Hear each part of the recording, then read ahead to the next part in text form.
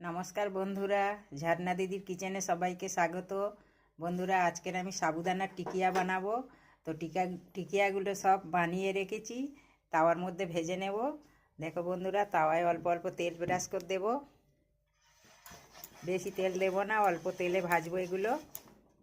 তাওয়ার মধ্যে টিকিয়াগুলো সব দিয়ে দিচ্ছি এক এক করে।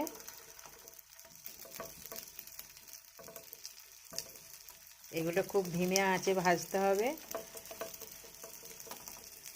টিকিয়াগুলো এক পিঠ হয়ে গেছে, আরেক পিঠ উল্টে দিচ্ছি। দেখো বন্ধুরা, খুব সুন্দরভাবে এক পিঠ হয়ে গেছে। সবগুলো একইভাবে উল্টে দেব। বন্ধুরা, সাবুদানার টিকিয়াগুলো সব সেঁকা হয়ে গেছে। এবার এগুলো তুলে নেব। এগুলো টমেটোর সসের সাথে খেতে হবে। টমেটোর সসের সাথে খুব সুন্দর লাগে খেতে বন্ধুরা।